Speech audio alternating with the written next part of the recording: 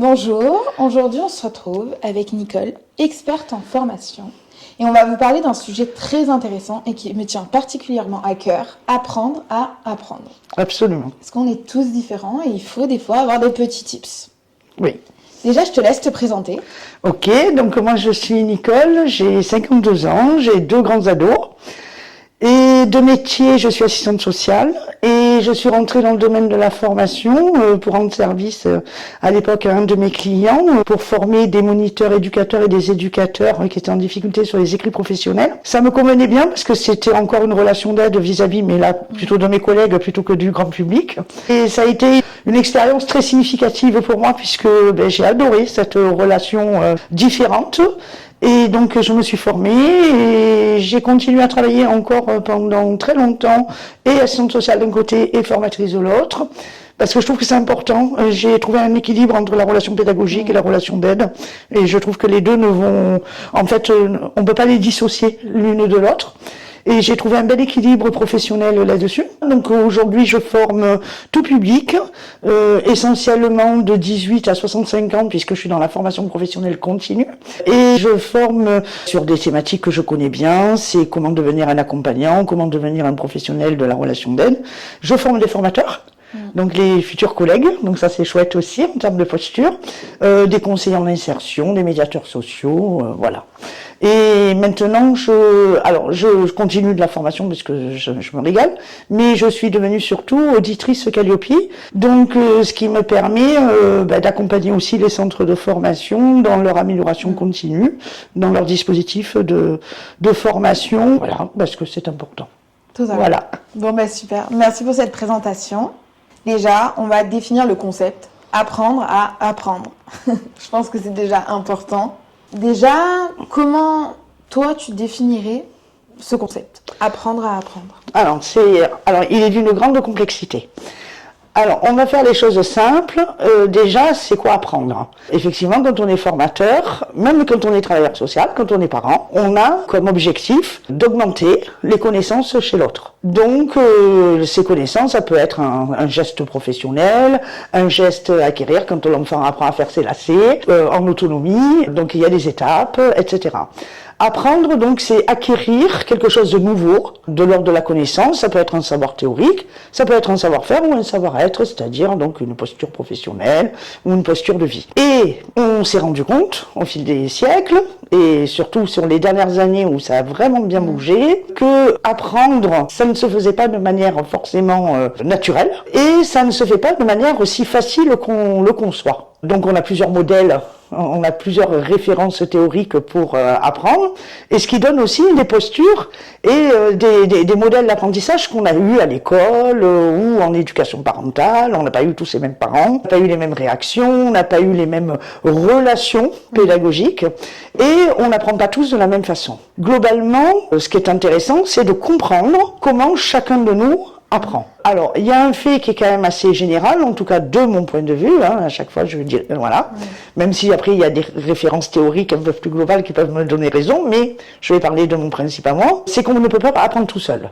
L'être humain est un animal social, il se développe, il survit, il vit, il s'épanouit parce qu'il est avec d'autres et on vit à travers le regard de l'autre et c'est fondamental. Et apprendre, c'est une situation humaine et qui forcément nécessite la présence de quelqu'un d'autre que nous-mêmes. Donc ça c'est hyper important et ça l'est d'autant plus puisque moi je suis sur un courant pédagogique très spécifique, c'est que comme je suis consciente que l'apprentissage ne peut pas se faire seul, mais ne peut se faire que grâce à nos interactions sociales. J'ai une pédagogie très sociale et constructiviste, le socio-constructiviste. Et ça, je trouve que c'est absolument génial. Alors c'est vrai que ça prend du temps, parce que les méthodes à l'ancienne, comme on a eu, où c'est le prof qui parle, on prend des notes, on mémorise et on récite et on duplique, ça c'est quand même ses limites. Quand on a besoin que les adultes, comme les enfants, les ados, les seniors apprennent, on se rend compte que plus en fait on favorise des échanges entre eux et non pas de manière En masse, l'apprentissage. verticale, descendante. Le prof s'adresse à son apprenant, mais là, ce sont les apprenants qui s'apprennent les uns des autres grâce à la richesse de leurs échanges. Là, effectivement, on comprend qu'on est dans des relations typiquement humaines. Voilà. Donc, apprendre à apprendre. Chacun va avoir, parce qu'on a tous des profils, et on le verra au cours de l'interview, on a tous des profils tellement différents.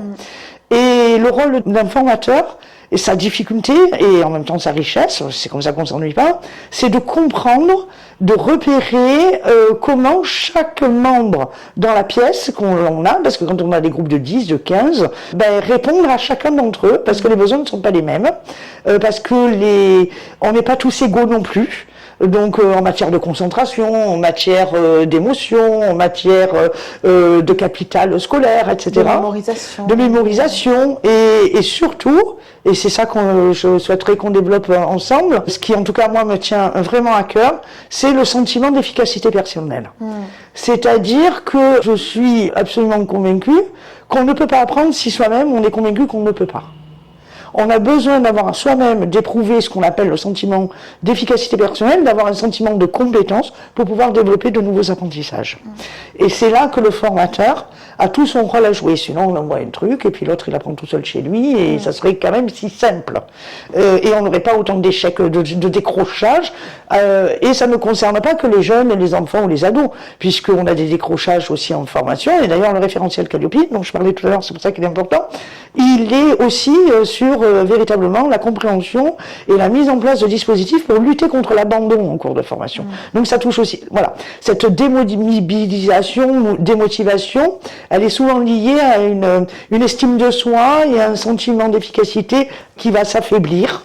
Et là, le rôle du formateur, pour moi, il est essentiel. Voilà. Ok, bon, et merci pour toutes ces explications. Pourquoi aujourd'hui c'est une compétence clé d'apprendre à apprendre, de comprendre un petit peu ce concept? Absolument. Alors c'est valable aussi bien pour les professionnels que pour tous ceux qui ont besoin de progresser. Et on a tous besoin et envie de progresser. On a tous besoin de voir évoluer sa situation, le regard que l'on a sur nous-mêmes. On peut avoir des périodes dans la vie où on peut avoir une belle estime de soi parce que les compétences que l'on a à ce moment-là nous suffisent et remplissent le job. Mais parfois dans la vie, il va falloir aller chercher de nouvelles compétences et c'est pour ça que c'est essentiel de savoir se mobiliser et quoi mobiliser et comment le mobiliser pour pouvoir s'approprier de nouvelles compétences. Et c'est un petit peu ce qui est difficile aujourd'hui. On se rend compte, en tout cas moi, parce qu'avec l'expérience, ça fait quand même presque 20 ans que je travaille auprès d'adultes en formation, c'est que on arrive à des âges adultes où on se rend compte que ces adultes-là ne savent pas déjà quels sont leurs grands points forts et comment s'organiser, comment se mobiliser, comment s'écouter pour reprendre un processus d'apprentissage formalisé, etc. La formation, c'est quelque chose d'extrêmement fatigant. Quand je le dis, alors ça fait rire tout le monde, y compris ceux qui vont entrer en formation, mais je les préviens avant, surtout quand c'est des formations à temps plein. Attention, les 15 premiers jours, ça va être super, une lune de miel, comme quand tu as rencontré quelqu'un de nouveau. Et puis après... Voilà, là, c'est vraiment la descente. Et surtout, les gens arrivent en formation le matin, ils sont ravagés, alors soit ils ont énormément dormi, mais ça les a pas récupérés, parce que le cerveau mobilise tellement d'énergie, et puis c'est une autre façon de travailler, et elle est assez redoutablement épuisante. Donc, au bout de 15 jours, 3 semaines, on voit, donc on les voit bâiller, on les voit s'ennuyer, mais c'est un processus. Alors, c'est pour ça que c'est intéressant de le savoir, parce qu'il est normal. Et moi, en tant que formateur, je vais accompagner ça et je vais diversifier les activités, mettre un peu plus de ludique à ce moment-là, plus de choses où les gens vont faire par eux-mêmes pour pouvoir sortir du contexte de l'écoute, de la prise de notes, où c'est extrêmement fatigant, effectivement. On parle beaucoup du travail du corps, mais le travail du cerveau est aussi fatigant que... voilà. Moi, comme je passais des journées à faire de l'écoute, j'étais aussi ravagée que quelqu'un qui avait construit un mur toute la journée. Alors ça fait rire tout le monde, mais je suis désolée, c'est extrêmement... Si on le fait avec concentration et attention, c'est fatigant. Oui, mais maintenant c'est prouvé. Absolument. Alors, beaucoup en rigolent, mais le cerveau, c'est comme aussi maintenant quand on parle de santé mentale, elle est tout aussi importante que la santé physique. Et ça fait un peu un parallèle. Absolument. Donc, Bon, ceux qui rigolent, c'est peut-être pas ceux qui viennent en formation. Exactement. Alors ils rient au début, alors ils me disent mes futurs apprenants, genre ok. Et puis après quand ils le vivent et quand ils se demandent s'ils vont y arriver, et donc là le doute arrive. Alors le doute est sain parce que c'est ce qui permet les remises en question, les réajustements et certainement des réajustements d'organisation et de prendre soin de soi. Parce que l'écoute personnelle. Exactement, parce que c'est une forme de croissance. La formation, et quand on grandit, on le sait très bien, c'est fatigant. C'est fatigant et ça demande certainement aussi une hygiène de vie adaptée pour pouvoir réussir et tenir sur la durée. C'est quelque chose dont je parle beaucoup en formation et surtout un mois avant les certifications, les examens, je leur parle de leur rythme biologique, je leur parle de leur sommeil, de leur alimentation, de leur hydratation, parce que tu peux pas consommer que des barres de chocolat et du café et croire que tu vas y arriver parce que tu vas t'écrouler avant la ligne d'arrivée. Et puis en plus ça coûte cher dans tous les sens du terme, ta santé, parce qu'après tu vas avoir du mal à récupérer, ta famille, parce que comme j'ai des adultes, souvent ce sont des familles derrière, j'ai dit, vous n'êtes pas tout seul à passer le titre, en fait, vos maris, vos épouses, vos enfants aussi, ils vous supportent dans ce processus de changement, et qui dit changement dit crise, donc tout le monde la vit, quoi. Voilà. Sauf qu'il faut accompagner. Voilà. Donc ça, c'est une posture extrêmement importante. Ok, super, merci. Quels sont les principaux obstacles que tu constates chez tes apprenants? Alors, le principal obstacle, le premier et celui qui reste très longtemps et qui va durer toute la vie, c'est pour la plupart des gens, c'est le manque de confiance. Ok. C'est terrible. Nous sommes dans une société où la notion de confiance est loin d'être gagnée. C'est terrible. Parce que moi, je rencontre, et j'ai la chance de former vraiment des belles personnes. Je fais de magnifiques rencontres, et c'est pas que professionnel, quoi. Humainement, ça m'anime, ça me nourrit, et je tisse des liens professionnels, et des fois même plus après, parce que ce sont de très belles rencontres. Mais combien ces personnes souffrent, et la remise en situation de formation vient recréer des résonances avec des difficultés de cet ordre-là. Donc le premier écueil, vraiment, la première difficulté, et qui va se jouer tout au long du parcours de formation, avec plus ou moins d'intensité, effectivement, selon les individus, mais celle que moi je repère le plus, c'est ce sentiment de ne pas y arriver, quoi. Okay, Le manque de confiance, dans la façon d'écrire, non mais moi tu verras, ne regarde pas, c'est nul ce que j'ai fait, et de manière très récurrente, répétitive, etc. Après, quand on fait des mises en situation, les conduites d'entretien, puisque c'est les futurs accompagnants, des sessions d'animation pour les formateurs, etc. C'est un stress monstrueux, le regard de l'autre est devenu c'est presque une agression, un défi, enfin, alors que on est ensemble, tant mieux si on se trompe, parce que si on se trompait pas, on n'apprendrait rien du tout. Parce que si tu te trompes pas, ça veut dire que tu n'as pas appris, que tu savais faire, donc c'est nul. Ça veut dire que je t'ai servi à rien. Donc on essaye de dédramatiser. Le manque de confiance est souvent relié à la culpabilité, c'est une horreur. On est dans une société où on cherche des coupables, et on n'est pas dans une responsabilité, dans le jugement au lieu d'être dans l'ouverture. Et pas dans cette croissance positive. Et peut-être qu'en point numéro 2, tu me reprends si je me trompe, il y a aussi les croyances limitantes. Les schémas d'éducation aussi qui peuvent... qui peuvent venir interférer, effectivement, ou influencer des fois de manière positive. Croyances de toutes sortes, parce qu'on croit que tout le monde sait, on croit que... exemple, un élève qui a eu des difficultés scolaires, qui a été donc dans ce schéma d'éducation classique. Alors ça, c'est terrible. On en a exemple parlé quand tu m'avais proposé d'apprendre à apprendre selon mon fonctionnement. Oui. C'est génial de voir qu'il y a d'autres apprentissages. Et c'est pas forcément toujours deux extrêmes. Parce qu'exemple, là, je fais juste une parenthèse vite là-dessus, mais en ce moment, il y a beaucoup sur les réseaux sociaux des débats sur l'école Montessori. C'est pointé du doigt, il y a des débats. Parce que c'est l'extrême du système actuel. Et du coup, ça crée vraiment une différence. Au milieu, il y a des justes milieux et il y a différentes méthodes. Oui. Alors, il y a plusieurs méthodes, tu as totalement raison, mais ces méthodes, elles sont issues de courants pédagogiques. Ces courants pédagogiques, c'est un ensemble d'éléments théoriques, d'auteurs, de scientifiques, qui ont fait de grandes découvertes. Moi, j'ai une pratique très personnelle, c'est que je ne rejette rien. Et alors, même si j'appartiens à un courant de pensée, parce que c'est là-dedans que je vais me reconnaître, je trouve que tous ces courants pédagogiques, toutes ces méthodes, toutes ces démarches, elles sont utiles et elles nous servent et elles doivent nous servir. Donc moi, je peux être très, sur des temps dans la journée, très à l'ancienne, c'est moi qui tiens le crachoir, donc je balance de l'information parce que là, on n'a pas le choix, là, il faut que je la dise, il faut qu'elle soit entendue, observée, revendiquée, parce que j'aime bien quand on vient me dire que j'ai tort, parce que c'est dans la confrontation que se crée certainement beaucoup mieux la connaissance, et on voit bien que la relation à l'autre est nécessaire. Sauf que cette relation, elle doit être bienveillante. Et c'est là qu'en fait le bas blesse. Souvent on me dit oui parce que nous à l'école, l'éducation nationale. Alors moi j'ai eu des profs pas très sympas, par contre j'ai eu des profs absolument géniaux. Et moi ce que je peux dire sur les dernières années, puisque j'ai des enfants, un qui passe le bac et l'autre qui vient de le réussir, que ce soit la maternelle, la primaire, collège, lycée, ils ont eu des profs exceptionnels. Donc j'ai du mal, pourtant moi je suis un formateur pour adultes, on pourrait dire tiens ouais les profs.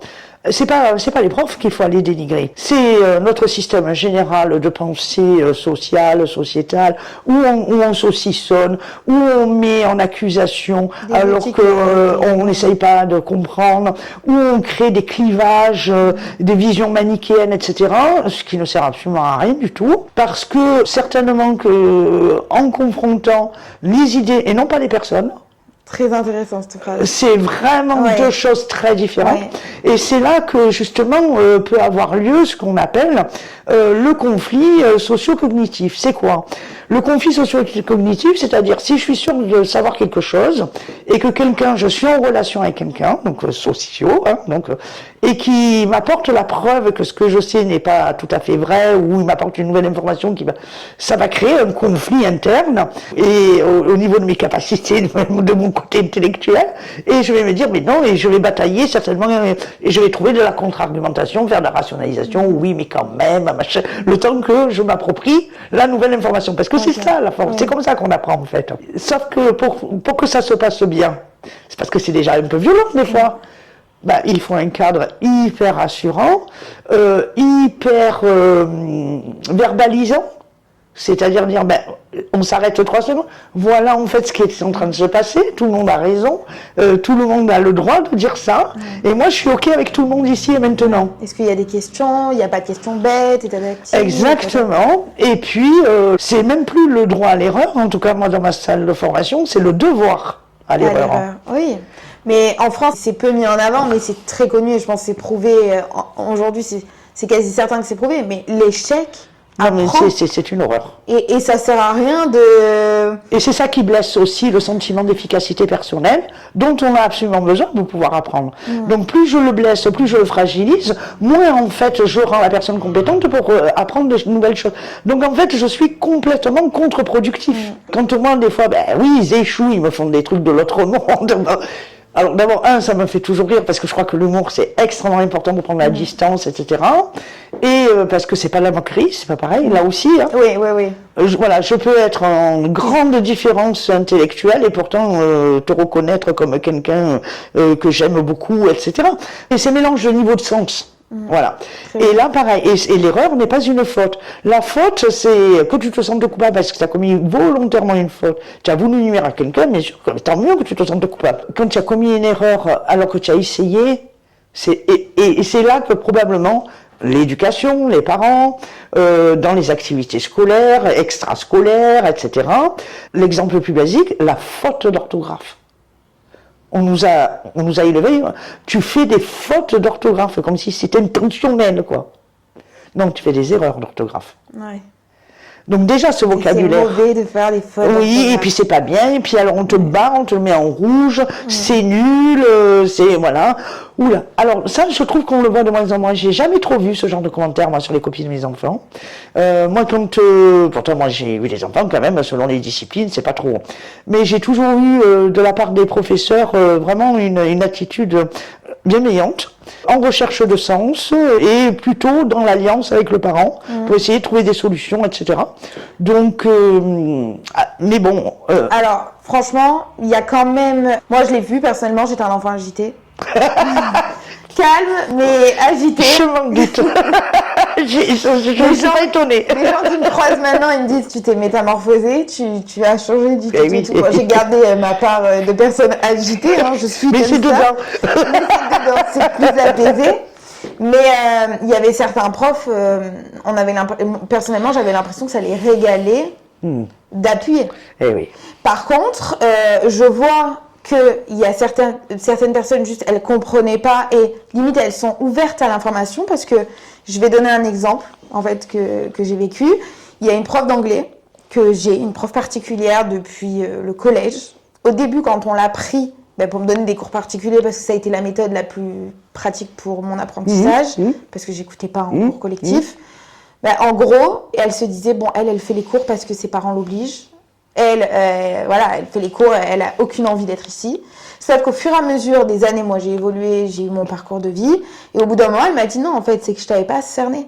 Et elle me dit petit à petit, avec son parcours, elle a capté qu'il y avait des enfants, en fait, elle avait du mal à les cerner. Elle me dit juste, c'est malheureux qu'il n'y ait pas des petites formations, des petits modules en plus pour devenir prof, pour mieux comprendre les élèves et pour pas les catégoriser, pour pas se faire un mauvais avis. Parce qu'elle m'a dit, des enfants comme toi, t'es pas si turbulente que ça, mais en gros, des fois on agace, ou des fois on donne l'impression qu'on s'en fout complètement parce qu'on rêvasse, parce que voilà. Ou qu'on s'ennuie parce que en fait la façon d'introduire le thème ne nous intéresse pas. Exactement. Ou parce qu'on est en difficulté, du coup on fuit. Oui. Il y a tout un tas de situations. Tout à fait. Et d'ailleurs, je me suis même retrouvée en week-end avec cette prof. Maman, elle m'adore, je l'adore. Et parce qu'en fait, elle a capté l'ensemble de mon être. Et on voit aussi que la qualité relationnelle est au cœur de l'apprentissage. Totalement. Et ça, c'est vraiment quelque chose.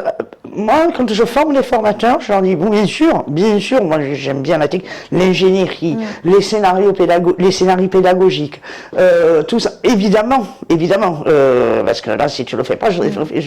Mais la relation, l'intelligence relationnelle, l'observation. Observe tes apprenants. Alors c'est vrai que c'est compliqué quand ils sont 15 et qu'ils te posent des trucs. Tu en as un, il arrive le matin, il est fracassé. Tu le vois bien que, est-ce que c'est tous les matins? Est-ce qu'après il revient et après la personne un peu s'investit? Ou pas du tout. Et dans ces cas-là, c'est en individuel, peut-être qu'il faudra proposer quelque chose. Beaucoup d'observation. Moi, les 15 premiers jours, c'est ce que j'appelle ma période d'accueil sur les formations longues. J'observe. Je ne fais quasiment aucun commentaire. J'observe, je crée beaucoup de situations où je vois les personnes vivre parce que c'est là que je vais déceler leurs ressources. Là aussi, au niveau de la posture, je trouve qu'il est essentiel de regarder uniquement ce qui va bien avant de regarder tout ce qui va mal. Parce que, et là aussi, dans les conduites d'entretien, je leur dis, mais vous cherchez toujours tout ce qui va pas bien chez l'autre. Qu'est-ce qui va? Par contre, il y a toujours des choses qui vont bien. Et si tu les as pas en tête et que tu les verbalises pas, tu les conscientises pas avec la personne, comment tu vas arriver à lui permettre de trouver les ressources nécessaires pour engager l'énergie et passer à l'action et pour entamer un changement? Ça fait peur, le changement. Même si c'est soi-disant pour du meilleur. C'est quelque chose d'inconnu puisqu'ils l'ont pas. Donc, accepter de se projeter dans l'inconnu, il va falloir qu'ils se sentent en sécurité suffisamment. Donc, il faut quand même que tu montres ce que toi tu vois et que tu en apportes la preuve et pas uniquement ce faux discours, mais si tu verras, tu es capable. Non, ça, personne n'y croit. Non, j'ai vu hier matin ce que tu as fait pendant la séance. Tu as dit ça, tu as fait ça et ça, je trouve que c'est génial. Et ça, c'est un point fort. Quand tu m'as écrit, j'ai vu que tu étais capable d'écrire, etc. Et tu as super bien argumenté. Ça, c'est un point fort. Voilà. Je te dis ce que je vois. Et ça, et c'est comme les enfants. Les enfants, souvent, ne nous croient pas. Si tu vas y arriver, t'inquiète pas. Ils ne nous croient pas. Apportons la preuve. Et la preuve, c'est quoi? Ben, c'est une vraie observation, c'est de l'objectivité, et de se dire, ben ça, oui. Alors, bon, c'est vrai que l'aboutissement, c'est pas foufou aujourd'hui, mais en même temps, ben, on est là pour ça. On va pas leur reprocher de ne pas savoir, alors que c'est notre boulot, de faire en sorte qu'ils sachent. Je trouve que quand même, voilà, il ne faudrait pas être hypocrite non plus. Ah, mais tu sais pas faire ça, mais c'est ton boulot. Tu vas pas lui reprocher de faire ça. Oui, ça me fait penser à un nouveau système qu'il y avait eu d'apprentissage quand j'étais au lycée. Et personnellement, moi, ça me mettait dans tous mes états, dans le sens où je ne faisais même pas l'exercice. On nous donnait l'exercice avant de nous donner la leçon. Alors, c'est un concept. Ah oui. Oui. C'est un concept, mais personnellement, moi, ça te mettait en brille. Très frustrant. Ouais, oui. Et je préférais rien faire. Et voilà. Parce que déjà qu'avec la leçon, j'avais du mal. Alors, sans la leçon, d'accord. J'étais là en mode, oui, alors avec du recul maintenant, je peux dire que ça développe une logique, une réflexion, mais il faut de l'estime de soi, il faut de la confiance en soi, comme tu le disais, il faut savoir qu'on a des compétences, il faut savoir qu'on a une logique, il faut savoir tout un tas de choses. Donc, pour la moitié de la classe, c'est mettre l'enfant en difficulté. C'est pour ça que c'est ce que je te disais tout à l'heure. Il n'y a pas une méthode qui est meilleure que l'autre. Et l'équilibre vient de la diversité des méthodes que le formateur va utiliser. Puisqu'il a 15 personnes profondément différentes, plus il utilisera des méthodes et il diversifiera ces méthodes dans une journée ou dans une séance d'apprentissage, plus il s'adressera à tout le monde. Tu voulais qu'on aborde un thème hyper important, parce qu'on a tous des filtres de perception qui sont très différents. Ouais. Il y en a qui retiennent ce qu'ils entendent, il y en a qui retiennent ce qu'ils voient, ce qu'ils sentent, en bougeant, en faisant, etc. Et là, on n'est pas égaux. D'abord, on n'est pas 100% que là. Donc ça serait une hérésie, comme des fois j'entends des gens qui me disent « Oui, non mais moi, du moment que je suis concentré, je retiens tout. » Non, c'est totalement faux en fait. En fait, il faut diversifier aussi les supports et les moyens, les outils pédagogiques pour pouvoir s'adresser à tout le monde et s'adresser à tout le monde en entier. Parce que moi, par exemple, moi j'ai besoin d'écrire pour retenir, mais pas seulement. Ma manière principale, c'est de passer par l'écrit. Mais ça veut dire aussi que je suis obligée d'écouter, que je suis obligée aussi de lire, ou de faire, ou après, quand je suis, de retranscrire ce que j'ai fait. Donc on voit bien que je suis aussi une auditive, une visuelle, j'ai besoin de tout. Alors j'ai peut-être une prédominance, mais j'ai besoin quand même j'utilise les autres. Donc si on s'adressait à moi qu'en écrivant, ça ne me servirait pas à grand-chose. Mais si on le fait en m'expliquant, donc je vais écouter, ou en me démontrant, ou en me faisant faire, et après j'écris mon truc, là, j'ai les moyens de retenir et de m'approprier une nouvelle connaissance. Voilà. Et ça, c'est important d'offrir cette diversité. Je suis pas une exclusive, en fait, dans mon approche, quelles que soient les relations. La difficulté, finalement, c'est de comprendre comment l'autre fonctionne, de quoi il a besoin, et d'aller chercher dans tous ces outils, parce qu'on est les pros, et d'offrir un service, parce que c'est ça, on est quand même un métier de service dans la formation, donc, et de ne pas faire d'abus de pouvoir. Et des jeux d'ego.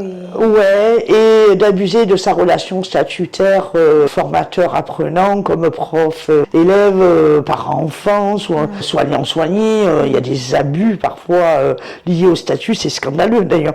Et c'est vrai que c'est important, voilà, de ramener de l'équilibre le plus possible dans cette relation pour que les deux parties puissent s'épanouir.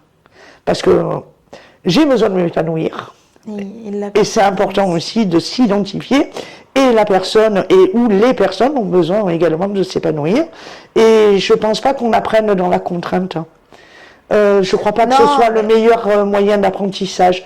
Mais je parlais avec quelqu'un, du moins j'ai déjà fait une interview sur le stress, et comme il nous l'a expliqué, déjà quand on stresse, donc dans la contrainte on peut stresser, en fait notre mémoire, elle est beaucoup moins efficace, voire elle n'est pas présente. Absolument. Et ça rejoint les facteurs de motivation. Pour apprendre, Et pour apprendre durablement et dans le temps et s'inscrire dans un processus d'apprentissage dans le temps, il nous faut des facteurs de motivation. Et il y a 2 catégories de facteurs de motivation. Il y a les facteurs de motivation qui viennent de l'extérieur, qu'on appelle les facteurs extrinsèques. C'est souvent de l'urgence. Si vous voulez retrouver un boulot, il faut vous former. Tu vois, c'est une contrainte externe qui vient te mobiliser suffisamment pour que te faire passer à l'action. Sauf que s'il n'y a que ça va pas tenir bien longtemps. Ça ne sera pas suffisamment durable.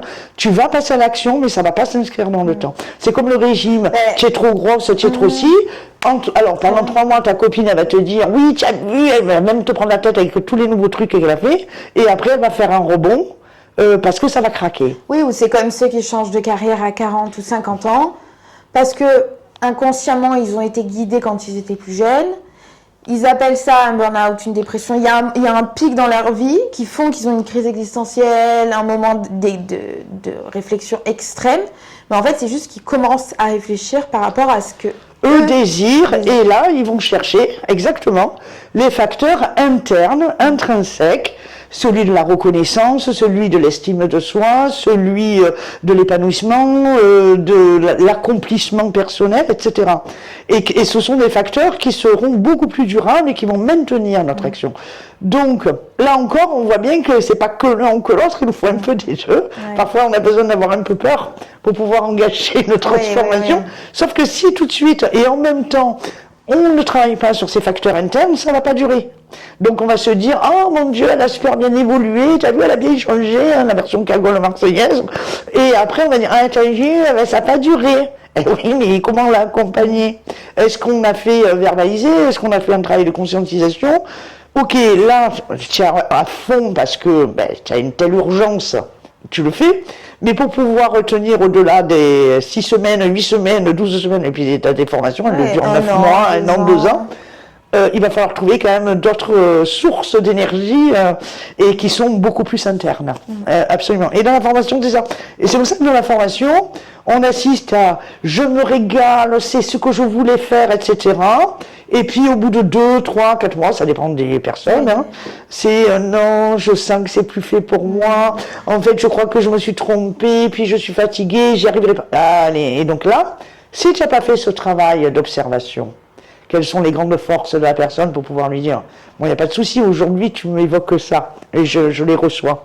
Mais moi je suis obligée de te dire ce que j'ai vu chez toi. Ce jour-là, on s'était rencontrés, on avait évoqué, et moi, on avait repéré, on avait fait un bilan. Et là, ce que tu me dis, c'est pas cohérent avec le bilan.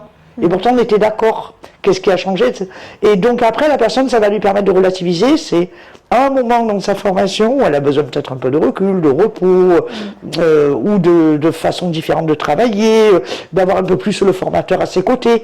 Et là, on va s'engager un petit peu autrement. Mais c'est pas elle, voilà, parce que ça, c'est vraiment une grande lutte que j'ai. Ma priorité, c'est que la personne ne s'abîme pas. Et que moi, je ne l'abîme pas. Parce que dans la relation pédagogique, comme dans la relation d'aide, comme dans la relation parentale, on a un pouvoir aussi bien de construction, de croissance, mais attention, nos paroles, nos façons de regarder, de bouger, hein, elles ont des conséquences. Ça construit énormément. Oui. Je le vois, moi je me suis réconciliée avec la formation, avec l'apprentissage il y a 3 ans. Oui, il y a 3 ans. Et j'avais comme un mentor maintenant pour moi, je pourrais dire que c'était un mentor dans mon apprentissage. C'était rien à voir, c'était en finance. Oui, mais c'était une personne qui avait tellement de connaissances, mais qui avait une façon de vivre aussi que j'appréciais, et que c'était une globalité qui a fait que, oui, aujourd'hui, je ne suis pas forcément souvent dans ce milieu-là, mais si je n'avais pas fait cette formation, je ne serais peut-être pas là où j'en suis aujourd'hui. Et c'est hyper important d'avoir des gens qui sont vraiment passionnés ou même qui sont OK avec ce qu'ils sont. Oui. Parce que aussi, c'est comme l'autre fois, bon, je fais un pont, l'autre fois j'étais à une réunion pour les parents d'adolescents. Sauf qu'à un moment, j'ai pris la parole et j'ai dit, alors c'est très bien de s'inquiéter pour ces adolescents, ces enfants, mais déjà, est-ce que vous avez fait le point avec vous-même? Et c'est pareil pour tout ce qui est enseignant, formateur. Avant d'essayer d'apprendre aux autres, avant d'essayer de former, il faut déjà être OK avec soi. Alors même si on va apprendre la maçonnerie à quelqu'un, parce que si tu es pas OK avec toi, il va y avoir des jeux d'ego, il va y avoir des jeux de pouvoir, il va y avoir tout un tas de choses. Et la relation, elle va pas être... Ça, il y a beaucoup de difficultés relationnelles Oui. qui épuisent, qui nous amènent après avec une perte de lucidité, parce que quand on est un peu fatigué, à mal analyser, à mal observer. Et puis, effectivement, c'est plus de l'ego personnel, alors que la personne peut-être venait nous interroger sur quelque chose de très professionnel, mais on n'a plus le recul. Moi, j'ai tendance à dire, quand je forme les futurs aidants, mais comme moi-même, et moi, ça m'est arrivé des fois de faire quelques petites pauses et de se dire, ouf, j'en peux plus en fait, et d'aller se recharger les batteries, parce que on ne peut donner que ce qu'on a. C'est pragmatique, mais c'est vrai. Ça a le mérite d'être vrai. Et si toi, tu n'as pas d'empathie, je ne vois pas comment tu peux aider l'autre à développer la sienne. Parce que, alors, tu n'as pas d'empathie, c'est pas parce que tu n'es pas empathique, c'est parce que des fois, tu n'as pas la ressource ce jour-là de l'être. Même quelqu'un de très empathique, en fin de journée, il peut être moins empathique. Ouais, moi, je suis quelqu'un de plutôt empathique, mais il y a des jours où, alors je le dis en riant, parce que, alors moi je suis toujours partisane de dire les choses, parce que je trouve que c'est honnête dans la relation, de dire aujourd'hui, vous voyez, je vais avoir du mal à me connecter à ma bienveillance naturelle. Alors c'est drôle, alors là on regarde quand même, se dire, oula. Non, mais moi je comprends. Mais je trouve que c'est hyper sympa. Et puis alors, et ils sont adorables, quel que soit leur âge, leur sexe, vraiment. Et se dire, bon, on va pas trop la traquer là, Nicole. On va être bienveillant. Et c'est extraordinaire parce que alors là, c'était les apprenants qui étaient bienveillants avec toi. C'est important de verbaliser aussi la place de l'émotion dans la relation d'apprentissage. Elle est essentielle. Être capable de dire à quelqu'un, bah là j'ai un peu peur pour toi, là je suis en colère, là je suis tellement content de ce que tu es en train de réaliser, de ce que je vois, ou je suis fâché, ben ça le mérite d'être encore honnête et authentique dans la relation. Et moi cette authenticité elle est importante. Voilà, moi j'ai construit ma relation d'aide selon le modèle, je sais pas si tu connais Carl Rogers. Carl Rogers, c'est un grand psychologue américain qui appartenait au courant de la psychologie humaniste, avec une positivité. Et d'ailleurs, quand je leur ai fait étudier, ils me disent « Ah, on dirait, mais c'est toi, Carl Rogers ?» J'ai dit « Merci, merci, parce que vraiment, je ne pensais pas être là. » Mais c'est un vrai modèle pour moi, c'est une vraie référence. Et après, derrière, on a eu Abraham Maslow, Elias Porter, Gordon, les stratégies de résolution des conflits gagnants-gagnants. On est dans la même mouvance. Et j'aime bien m'inscrire dans celle-là. Alors, je dis pas que j'y suis toute la journée, c'est pas vrai. Des fois, je repars du côté obscur de la force. Comme tout le monde.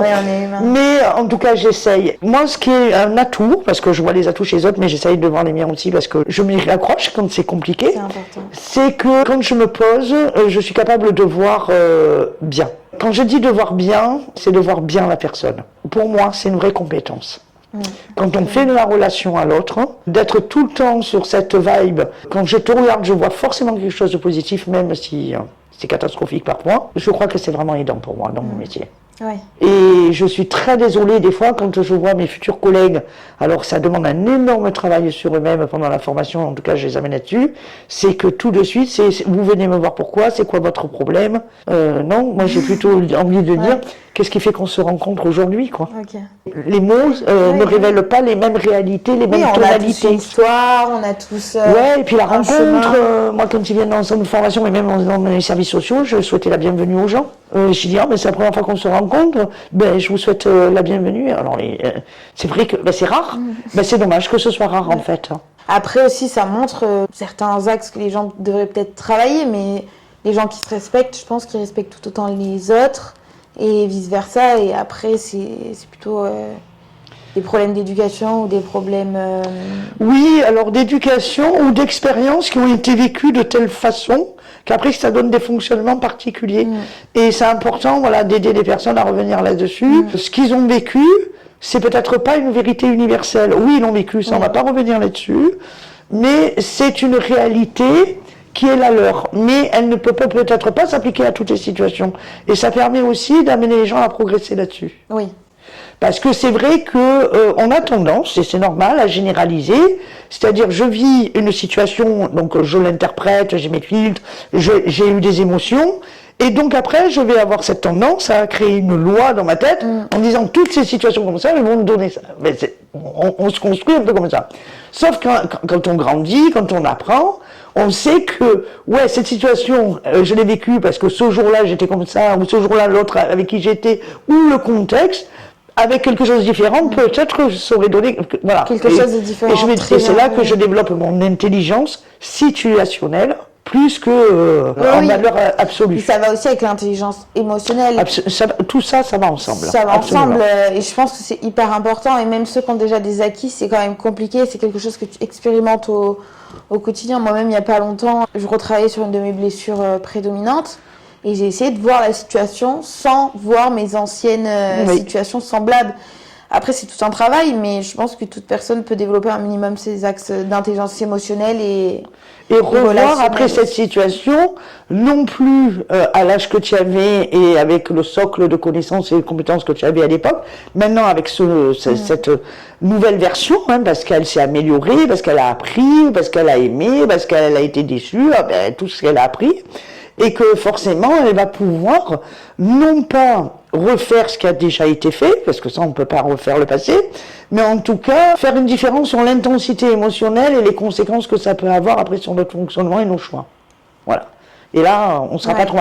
Et dans l'apprentissage, c'est ça tout le temps en fait. Hein. Oui, mais j'étais toujours nulle et puis on m'a toujours...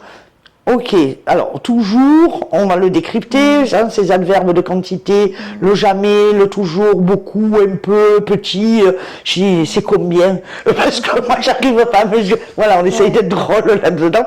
Oui, alors je vais vous expliquer un petit peu, j'ai fait ces mesquins quand même.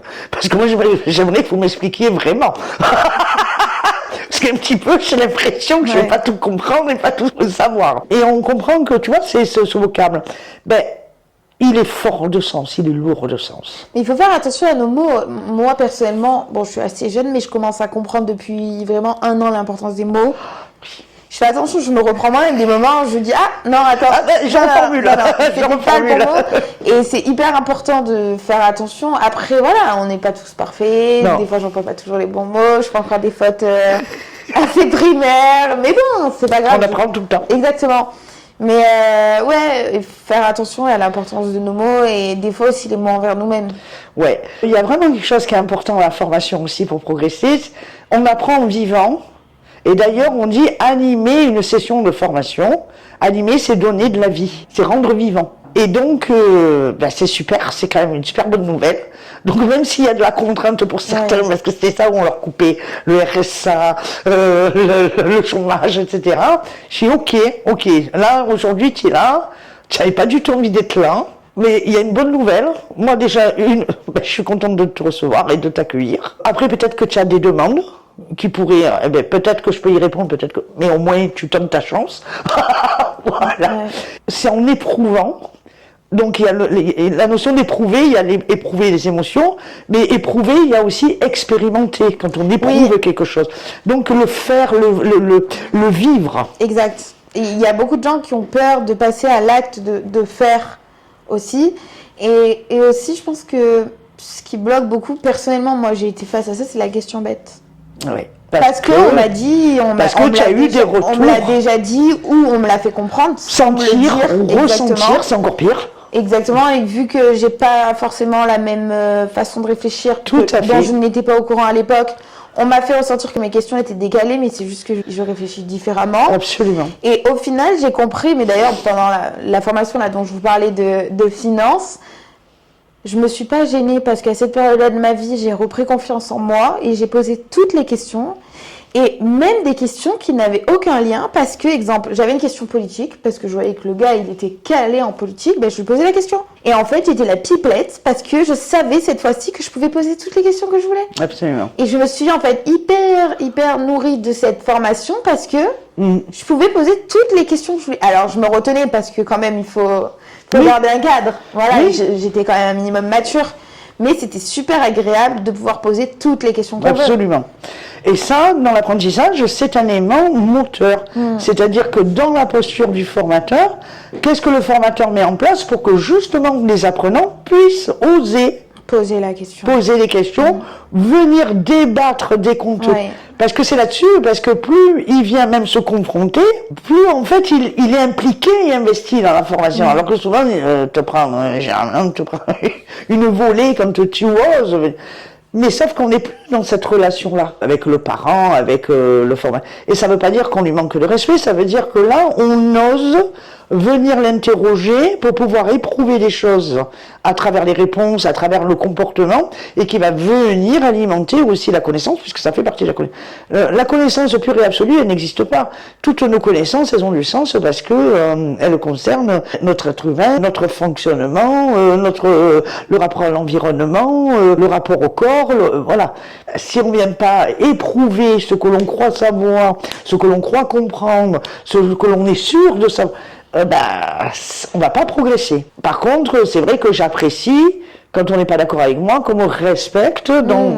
Et c'est pour ça que c'est important de l'avoir ça en tête. Comment toi tu aimes être traité et essaye de faire un... Voilà. Moi, je sais que ça a été mon slogan c'est important, qui a fait que j'ai toujours grandi avec la même vision, même si j'ai pas changé, j'ai évolué. Parce que ça aussi, il faut faire attention. Tout à fait. Mais je sais que ça, c'est un truc que je me suis toujours répété. Ne fais jamais ce que tu n'aimerais pas qu'on te fasse. C'est difficile, hein. Parce que des fois, on essaye. Ça m'a appris à développer mon intelligence émotionnelle. Ouais. Et à ne plus réagir comme avec l'instinct de survie, l'instinct animal. Ouais, le côté primaire. Exactement. Instinctif et pas réfléchi. Et pas social, surtout. C'est ça. Et j'ai été beaucoup confrontée à des gens qui ont un côté très instinctif. Et en fait, je trouve ça tellement blessant ou tellement limitant. Ça peut casser énormément de choses. Que naturellement, j'ai développé... Mais c'était naturel pour moi de ne pas faire vivre ça à d'autres personnes. Surtout que je l'ai vu, les gens après souvent regrettent. Ouais. Donc, je me suis dit, à quoi bon? On se retient un petit peu, on serre le ventre, on serre les fesses. Et ça, dans la formation que je le vois, c'est la même chose qu'avec Internet, qu'avec... Alors, je donne toujours cet exemple. Alors, les jeunes, ils me regardent, ça les fait mourir de rire. Les anciens, ils me comprennent un peu mieux. Avant, quand on envoyait un courrier, déjà, on était obligé de se le gratter. Ouais. On était obligé de se remplir l'enveloppe, d'aller à la poste. On savait que ça mettait au moins 3 jours, que l'autre, le temps qu'il fasse la même chose. Ça mettait 10-15 jours pour avoir une réponse. Aujourd'hui, clique, tu envoies ton mail. Si 10 minutes après, tu n'as pas répondu, la personne t'appelle. Tu n'as pas reçu mon mail? Alors, bonjour. Donc ton mail, oui, je l'ai reçu. J'ai pas fini de le lire. Parce qu'il était immense. Il y a 40 questions. Et si tu veux des réponses intelligentes, il faut me laisser un peu de temps. Cette immédiateté. Clique, quand tu discutes avec quelqu'un, tu attends. Ah ben tiens, je me pose la question, je m'en souviens pas. Et tout le monde sur ce téléphone pour chercher la réponse. Le pire, c'est que ça a été prouvé. En gros, ça libère beaucoup plus de dopamine en plus dans notre cerveau. Et ça diminue du coup l'hormone du bonheur. Et du coup, on doit nous-mêmes travailler notre mental et travailler... sur ce fait d'avoir les choses immédiatement, oui, qui nous satisfait, mais qui nous énerve énormément quand on l'a pas. Parce qu'en fait, ça nous habitue à tout avoir d'une manière très facile et ça peut créer des problèmes à long terme. Exemple, une personne, elle peut avoir plus de mal à se mettre au régime parce que ça demande des résultats, parce que ça prend du temps. Parce que tout prend du temps. Créer une carrière, ça peut mettre du coup, ça peut effrayer quelqu'un parce que ça prend énormément de temps, contrairement à faire un truc vite fait. Ça engendre beaucoup de choses, cette immédiateté. Mais c'est tout comme ça. Et en formation, on le voit aussi, pourtant des adultes en formation qui ont déjà un bagage, qui veulent devenir formateurs ou conseillers en insertion, aider les autres, mais qui veulent déjà arriver avant même d'avoir commencé dire mais oh là là, mais je suis pas arrivée, mais tu crois que... mais ça prend des années en fait. Ça prend des années, donc tranquille. En fait, ça me fait rire de dire ça maintenant et tout, mais il faut travailler la patience. C'est un concept. Alors la patience, c'est bizarre d'en parler. Et la gestion de la frustration. Exactement. Et c'est vrai que la gestion des émotions. Et dans une émotion, la frustration, on peut ne pas avoir tout de suite, ne pas savoir tout de suite. Et surtout que moi, il y a un concept auquel je crois de plus en plus. C'est que si tu es impatient, si tu n'acceptes pas d'être patient, en fait, la vie va faire en sorte que tu comprennes qu'il faut être patient. Et je parle de ça pour tout, que ce soit une blessure, que ça soit la confiance. En fait, s'il y a quelque chose qui t'énerve au plus profond de toi, tant que tu n'apprendras pas à gérer tous ces sentiments, toutes ces émotions, en fait, la vie, elle te reconfrontera jusqu'au moment où tu vas comprendre ce qu'il faut que tu comprennes. La chose sur laquelle on a vraiment fait une régression, c'est qu'on a perdu de vue que le temps était un allié, alors qu'aujourd'hui, il est vécu comme une contrainte. C'est pour ça qu'on a ce problème-là. C'est comme les minots, hein, ils veulent un truc, c'est tout de suite. Tu as un haut lieu d'expression aussi de cette lutte contre l'agitation et la frustration. Ouais. Oui. Ouais. Pourquoi j'arrive pas tout de suite? Parce que, alors là, tu relativises, parce qu'ils te prennent comme un modèle, comme c'est normal. Tu dis, mais tu sais, moi aussi, il m'a fallu des années. Mais, par contre, j'ai moins souffert que toi, parce que je savais que ça allait me prendre des années. Voilà, c'est la différence. Ouais. Voilà. Bon, bah, top. Merci. Avec plaisir. Pour toutes ces discussions. Super. Ok, là j'aimerais bien qu'on parle du lien entre la posture qu'on a personnellement, notre environnement, l'apprentissage. Avant de parler des différents types d'apprentissage, ça en revient un petit peu à ce que tu disais tout à l'heure par rapport à la confiance en soi. Là, on va dire, je fais un débrief d'une des parties. Donc, en fait, si on reprend, et même moi, je le vois par rapport au socle essentiel de la santé, et pareil, si on est en bonne santé, on apprend mieux, notre cerveau fonctionne mieux. Tu me reprends si je me trompe et tu rajoutes si j'oublie des informations. Non, je suis complètement d'accord avec ce que j'entends. Mais je pense que c'est aussi essentiel de revenir aux bases, avoir le nombre de sommeil, oui. Bien se nourrir, avoir une activité physique, avoir un environnement sain. Absolument. En fait, tout ça, exemple, ça va rajouter des... en fait, non, c'est juste les socles pour être le plus proche de son potentiel. Oui. Et faciliter, on va dire, le fonctionnement naturel. Oui.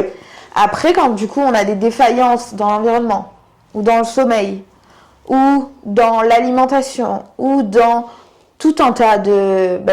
dans tous les piliers fondamentaux du bien-être, du bonheur, de la santé, ça crée des contraintes dans l'apprentissage. Des difficultés même. Des difficultés, voire aussi parfois des sources de sentiments d'échec. Ça peut être extrêmement violent. L'apprentissage demande beaucoup de ressources. Quand on rentre en apprentissage, dans une démarche d'apprentissage, ça demande beaucoup de ressources. Donc ces ressources, elles sont physiques, elles sont psychologiques, elles sont sociales, elles sont un peu comme la définition de la santé, hein. Donc on est en plein dedans. Ce qui peut arriver pendant un parcours de formation, oui, ça peut être une rupture conjugale, donc là effectivement ça va venir créer des choses extrêmement lourdes dans le parcours. Ça peut être un arrêt brutal effectivement d'une prestation sociale ou un problème financier tellement majeur que la personne dit je préfère aller retravailler, même avoir un job alimentaire, abandonner mon projet parce que il y a une urgence. Et quand il y a un incendie, tu vas éteindre l'incendie, hein, tu vas pas refaire la façade de l'autre côté. Ça peut être aussi un problème de santé majeur, hein, ça moi je le vois. Alors des fois l'information elle bouscule tellement que c'est ça aussi qui peut être à l'origine du problème de santé. Okay. Parce que c'est très stressant de reprendre la formation. Après, il peut y avoir des problèmes familiaux. Parce que le soir, ça demande une organisation. Quand il faut que tu repotasses un peu tes cours, quand tu as 3 enfants à la maison. Tu dois te reposer, en même temps que tu dois exactement. Et que après, ça veut dire que tu veux bachoter un peu. Tu attends 21h, 21h30. C'est un peu compliqué parce que tu es fatigué, tu es un être humain, tu as besoin de tes 6-7 heures de sommeil quand tu es un adulte. Parfois, et là, on n'est pas égaux. Il y a des adultes qui auront besoin de plus de sommeil, d'autres qui en ont besoin de moins. Donc là, c'est à évaluer au cas par cas. Ça peut être aussi des problèmes de transport. Quand tu mets 1h30 pour aller à ta formation ou à ton boulot, ça peut être un peu compliqué parce que tu rajoutes ça à ta charge de travail. Donc il peut y avoir tellement de facteurs qui vont venir parasiter ou carrément être de véritables enjeux, et en tout cas remettre en question les parcours. Oui. Donc là, le formateur, d'ailleurs, on nous demande, en tant que formateur, mais c'est très bien, de nous intéresser à tout ce climat. Oui, et d'apporter les réponses, ou en tout cas, soit on est compétent, on peut apporter les réponses, si c'est des stratégies d'organisation, on peut peut-être donner des trucs, mais après ça peut être aussi des orientations vers des professionnels dédiés qui vont pouvoir aider, soulager, apaiser, pour permettre à la personne de rester mobilisée dans son parcours, si c'est possible, hein, parce qu'il ne faut pas non plus que ça devienne trop... Et là, je parlais donc des lacunes dans notre quotidien, dans notre environnement, des défaillances, mais il y a aussi les profils atypiques qui ont un autre fonctionnement. Oui. Je ne parlerai pas de lacunes, parce que ce qu'ils n'ont pas à un endroit, ils l'ont ailleurs. Absolument. Mais ces personnes-là, elles doivent faire aussi des ajustements. Oui. Et ça peut être très fatigant. Oui.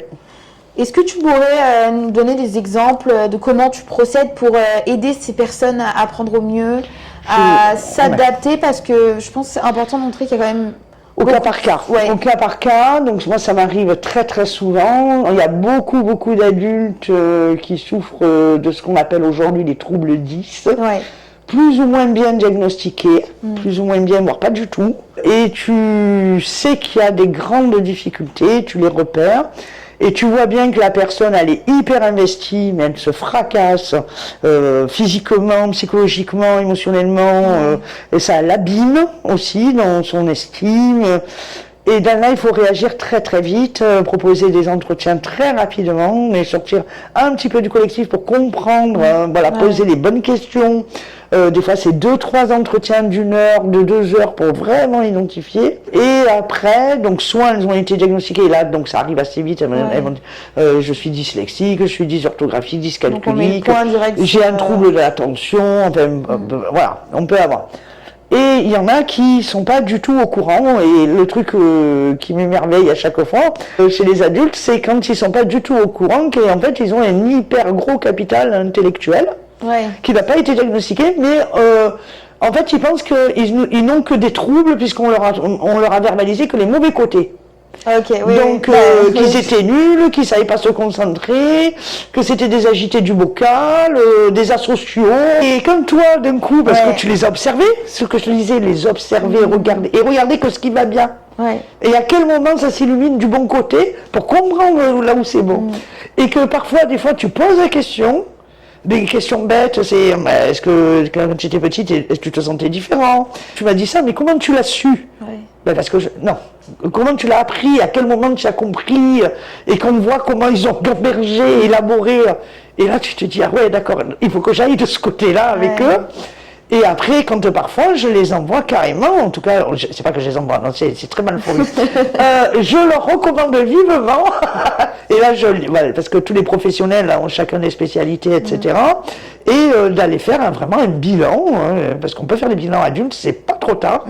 Au contraire, ça permet de... Il n'est jamais trop tard pour apprendre à se connaître. Ça, et puis en plus, ça va permettre de mieux s'écouter, et surtout d'utiliser tout ce qui va bien, et de se mettre aussi des autovigilances. Là où on est moins bon, voilà.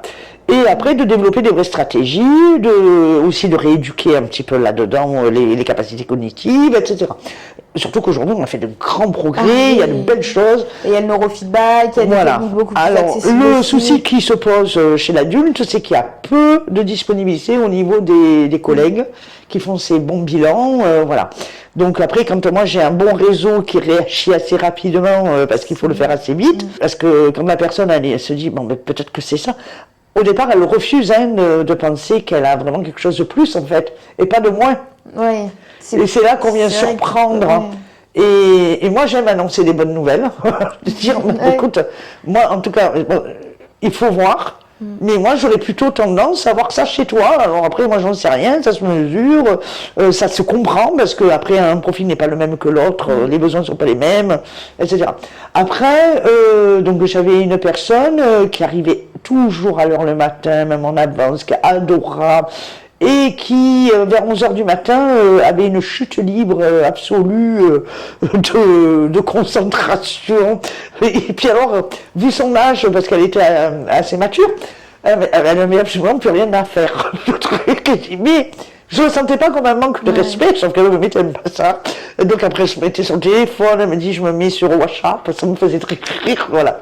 Sauf que très rapidement, elle avait son bilan, son diagnostic, Et j'ai dit, ben, ça serait bien qu'on s'en parle parce que moi j'ai besoin de t'aider et surtout, je voudrais pas te maltraiter. Parce que je sais qu'il y a des pics, il y a des moments, il y a des downs. Et quand je viens t'interpeller, et si c'est pas le... Voilà, j'ai pas envie de ça avec toi. L'idée, c'est que tu réussisses, parce que tu as le droit de réussir, et ça, c'est une bonne nouvelle aussi. Tu as le droit de réussir. Sauf que là, il va falloir que je comprenne un peu mieux pour voir comment je peux faire pour t'accompagner. Parce que les cours, comme je fais là, toute la journée, ça va pas le faire. Oui, donc, tu comme je le sais, déjà donné un exemple, c'est super intéressant. Voilà, sauf que ben, je crois que je te parle de celui-là d'ailleurs, parce que... En gros, tu m'avais expliqué que la personne, exemple, elle était attentive de telle heure à telle heure, et qu'en fait, de telle heure à telle heure, bah, tu la calculais pas, exemple. En tout cas, je la laissais vivre. Tu la sollicitais pas pour pas l'épuiser ou pour pas même la gêner, parce que à ce moment-là, ça peut être humiliant aussi. C'est exactement ça, Absolument. oui. Ben, on en a parlé et je me rappelle, ça m'avait fait kiffer d'entendre ce genre d'exemple parce que... Et tu la laisses vivre, tu la laisses récupérer surtout qu'elle vient de faire un effort pendant 2 heures, c'est un truc déjà de l'autre monde pour elle. Donc, et après, tu la fais revenir dans l'après-midi sur une deuxième... Mais entre-temps, comme tu l'as pas gâché, elle a écouté quand même. Il y a des choses, et puis elle a vécu avec son groupe, elle s'est pas distancée. Et comme on sait que le groupe et les interactions, c'est le socle de l'apprentissage, c'est l'élément central de l'apprentissage, ne la rejette pas en lui disant, on va te reposer, tu vois, mais qu'est-ce que c'est Comment couper la voie principale de l'apprentissage C'est l'isolement. En plus, c'est très inhumain d'isoler un être humain. Tu l'isoles si vraiment il est dangereux pour l'autre. D'accord, ça je suis d'accord. Mais là, on est en situation d'apprentissage, on va pas risquer quelque chose. Hein. Peut-être d'apprendre, ouais. Parce que l'autre il est différent et je vais apprendre, c'est dommage. Voilà. Après, donc elle, non, elle avait une dyslexie extrêmement sévère, alors qu'elle était hyper performante. En plus, elle voulait faire un métier vraiment d'aide. C'est une super, vraiment une personne. Et je me suis régalée. Donc, comme on avait repéré que le matin, c'est au réveil qu'elle était la meilleure, elle venait une demi-heure avant tout le monde. Donc, alors c'est vrai que ça demande un investissement de la part du formateur, mais c'est mon job, sinon je fais autre chose. Et en fait, elle comprenait mieux les schémas que les mots, même en auditif. Mais elle m'a fait une confiance extraordinaire. Mais quand elle a vu que je ne la jugeais pas et que j'essayais de comprendre pour la faire réussir, en tout cas partager sa réussite, hein, c'est plutôt vrai ça, il fallait que je comprenne, mais je n'avais pas les éléments, et puis je ne suis pas une technicienne de la thématique. Et donc elle m'a amené tout son bilan. Donc ça m'a permis de vachement comprendre. Elle m'a autorisé à appeler le professionnel de santé, qui m'a donné des trucs. Elle m'a dit, voilà, vous faites ça comme ça, comme ça. Donc, alors c'est vrai que ça m'a demandé nos gestes, mais bon, j'ai énormément appris aussi. Et c'est exactement ce que j'ai dit. Non, mais c'est extraordinaire. Voilà, c'est une relation de fou, ça. Et elle a réussi, mais elle a réussi de manière en plus magnifique. Enfin, trop bien, quoi. Voilà. Donc, après, il y a des personnes qui, dans un premier temps, tu peux pas les exposer aux yeux des autres parce qu'il y a des thématiques très psychologiques, personnelles. Donc, tu vas pas les forcer à faire une mise en situation. Donc, voilà. Ça demande aussi, de la part du formateur, un peu d'élégance dans la relation. Ça gâche rien. Au-delà de la technicité, être élégant, je trouve que c'est chouette. Et puis, valoriser toujours. Ouais. Valoriser. Ok, moi je ne regarde pas que tu n'as pas réussi. Moi, ce que j'ai vu, c'est que, tu as essayé. 2, ça, c'est compris, c'est bon, c'est validé. Ça, voilà. Alors, la prochaine fois, tu aurais envie de régler quoi maintenant ? Et là, on démarre vraiment le travail. Et la valorisation, parce que moi, j'ai besoin d'être valorisé. Moi, j'aimerais pas qu'on me dise que je suis pourri, moche. Voilà, je suis un être humain, on a besoin de s'entendre dire des jolies choses. Et donc, j'imagine que les autres êtres humains ont besoin que je leur dise aussi des belles choses. Alors, par contre, pour que ce soit efficace, il faut que ce soit vrai, authentique. C'est pas de la flatterie, c'est des vraies choses. Et des choses qu'on a vraiment observées. Et j'ai été obligée parfois de prendre des décisions, parce qu'on a tenté 1 fois, 2 fois, 3 fois, ça fonctionne pas. Et puis après, quand on sort du cadre, alors moi j'essaye toujours d'abord de recentrer la personne. Parce que souvent le réflexe, c'est il faut recadrer. 2 minutes. 2 minutes. On va essayer le recentrage. Parce que moi, je fais beaucoup confiance à l'autre. Moi, je pense que si on lui donne le temps, les moyens, l'indulgence de se recentrer, il va le faire. Après, si vraiment il ne veut pas. Oui, c'est son droit. Après, effectivement, on va appliquer les règles telles que... Parce que ben, il en va aussi du confort des autres, il en va aussi, de toute façon, ben, c'est comme ça, quoi, voilà. Mais je préfère le recentrage au recadrage. Super, merci. Avec plaisir. On a fait un petit peu le tour des différents profils, de différentes façons de faire, mais est-ce que tu pourrais vraiment nous parler des différents types d'apprentissage? Comment les trouver? Comment trouver nos façons d'apprentissage? Et aussi, j'avais une petite question. Est-ce que selon les moments de vie, on peut apprendre différemment? Oui. Parce que je pense que c'est un peu comme tout. Il y a des périodes de notre vie, on ne fonctionne pas de la même manière. Et je me demandais si pour l'apprentissage, c'était pareil. Absolument. Ok. Absolument. Nos capacités à apprendre évoluent elles aussi, elles se transforment. Elles ne sont pas les mêmes à tous les moments de vie. On peut également avoir nos propres facteurs environnementaux qui viennent influencer nos modalités d'apprentissage, où il sera plus facile d'apprendre le soir sur son temps perso ou plutôt le matin, parce qu'il y a ce rythme, hein, voilà, le rapport au temps aussi dans la formation, la biologie, il y a des gens qui sont super compétents le matin et d'autres plutôt l'après-midi, et après ça peut s'inverser. Il y a des périodes de vie. Alors moi, quand j'étais jeune, belle, jeune et fraîche, j'apprenais plutôt le soir, la nuit, comme tous les étudiants. Okay. Et après, quand j'ai eu les enfants, les grossesses, les révolutions hormonales, les montées, les tessins, et les responsabilités. Et c'est bizarre, j'ai trouvé que j'apprenais mieux le matin. Okay. Donc, j'ai changé aussi d'aspect. Avant, je travaillais avec de la musique dans la tête. Alors, c'était assez efficace. Aujourd'hui, j'en suis beaucoup moins capable. Ouais. Donc, je pense qu'il y a aussi des compétences qui diminuent avec l'âge, où on a besoin de plus de temps, plus de focus. Voilà. C'est pour ça que c'est important, quand on démarre un apprentissage, de croire en soi, ça on l'a dit plusieurs fois, hein, cette estime qu'on a de ses compétences et de ses capacités à changer, à se transformer, à évoluer, à apprendre, et de bien se connaître pour pouvoir utiliser les meilleurs moments, les meilleures ressources, etc. Savoir dire stop, savoir continuer quand il faut. Voilà, il y a des temps où on peut envisager des grandes périodes d'apprentissage, et il y a des périodes où peut-être c'est bien de moins bouger. Ouais. Mais est-ce qu'on peut en revenir aux manières de comment, du coup, apprendre à apprendre? Est-ce que tu pourrais nous donner des tips, des conseils? Exemple, l'autre fois, je parlais avec quelqu'un qui est spécialisé dans les réflexes archaïques. Il m'expliquait que, exemple, marcher et en même temps apprendre. En fait, il m'expliquait les connexions neuronales. Mais exemple, moi, dans cette méthode-là, je me suis grave retrouvée parce que vu que je suis un petit peu hyperactive, je me suis dit, c'est vrai que peut-être en marchant, ça me canaliserait. Peut-être. Et en même temps, ça me permettrait d'apprendre. Est-ce que tu pourrais nous expliquer différentes méthodes déjà pour savoir comment savoir ce qu'il nous faut et des petites astuces Alors, il y a plusieurs... Alors, tout dépend de ton niveau d'apprentissage. Si c'est pour comprendre, c'est une chose. Si c'est pour mémoriser, tu vois, apprendre... Totalement. Dans apprendre, qu'est-ce qu'on y met? Tout dépend du processus vraiment d'apprentissage. Oui, si c'est exemple une poésie ou si si c'est pour mémoriser et restituer, etc. Si c'est pour savoir reproduire, si c'est pour analyser ou comprendre. Donc, voilà. Alors, ce qui est intéressant, déjà, pour savoir et utiliser les bons supports, les bons outils, ou en tout cas les diversifier, c'est faire un petit peu le test du VACOC. Le visuel, il y est sur Internet. Okay. Au départ, c'est un outil de la PNL, de la programmation neurolinguistique, pour vérifier si on est plutôt visuel, auditif, kinesthésique, olfactif ou gustatif. Ça, c'est déjà un bon truc. La deuxième, c'est se souvenir, se rappeler là où on était bon à l'école. Okay. Est-ce qu'on était bon plutôt au sport? Est-ce qu'on était plutôt bon en musique? Est-ce qu'on était plutôt bon en français, en maths? Et quand on était fort, de quelle manière on était le plus fort? Ok. Parce que ça va te redonner des pistes. Des indicateurs. Oui. Si tu as le côté plus artistique, mouvement, etc., probablement que tu n'apprendras pas de la même manière que quelqu'un qui aime les logiques, la rationalité, la résolution de problèmes, la concentration. Tout dépend. Voilà. Il y a des gens qui ont besoin d'apprendre en bougeant, parce qu'il y a la mémoire aussi, le corps, etc.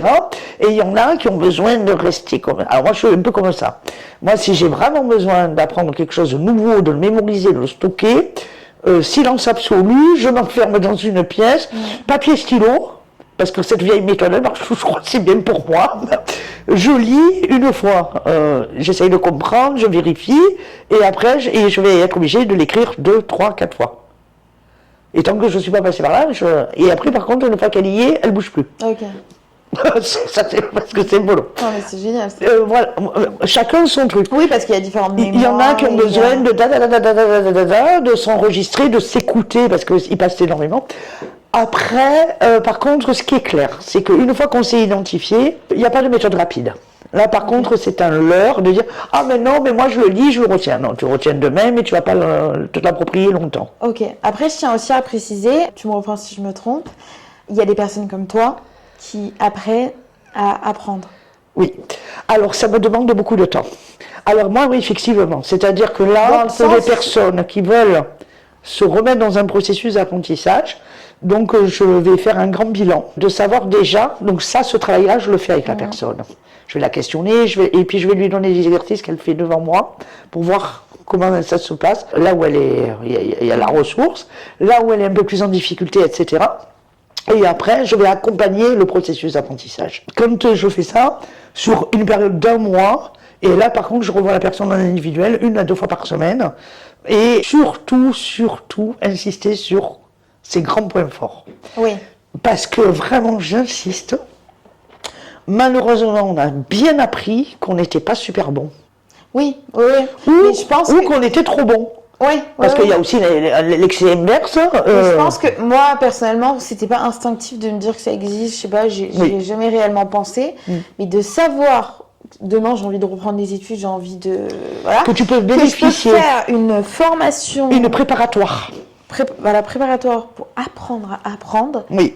Je sais pas pourquoi, mais je trouve ça hyper rassurant et hyper... calmant, dans le sens où je le précise parce que je n'en étais pas au courant. On s'est rencontrés dans l'année, il y a 6 mois peut-être. Et quand j'ai appris ça, j'étais là en mode dingue. Parce que moi, je le fais, ça fait partie de mon boulot de formateur, donc je le fais pour tout le monde. Parfois, j'apprends, je fais avec la personne, parce que prendre des notes, parce que sous prétexte qu'on est adulte, mais il y a plein d'adultes qui ne savent pas prendre des notes. Et puis à l'école, on nous dit prendre des notes, mais on ne nous a pas dit comment fallait prendre des notes. Et il y a plein d'adultes qui n'osent pas te dire j'ai des problèmes pour prendre des notes. Moi, j'ai eu un groupe là et qui me dit Nicole, tu parles trop vite, on y arrive. Pas de problème, merci de me l'avoir dit. Et on reprend. Après, il y en avait une, elle avait encore plus besoin. Je la revoyais en temps individuel, je reformulais avec elle, et là, j'ai dit petit 1, petit 2, petit 3, de la méthodologie, les mots-clés, et après, hop, elle était repartie. Elle perdait pas son fil rouge. Voilà. Donc ça peut être sur la prise de notes, ça peut être sur... Parfois, les gens ne savent pas, ont du mal, et c'est normal parce qu'on leur a jamais appris, donc il faut arrêter de les critiquer là aussi. Ils savent pas qu'est-ce qui est important. Oui, très très bien. Tu vois, tu écoutes quelqu'un pendant 8 heures, tu vas en amphi et tout. Et là, qu'est-ce qu'il faut apprendre ? En fait, là-dedans, il faut que je retienne quoi. Et ça, mais si ça, on ne te l'a pas appris, à faire le tri, à vérifier, à compléter, à réduire, à synthétiser. Waouh, tu fais comment ? Tu fais comment ? Et ça, c'est... Voilà. Et après, tu as... Surtout pour les profils même qui ont une façon de réfléchir en arborescence, ça peut les paniquer. Voilà. Ça peut...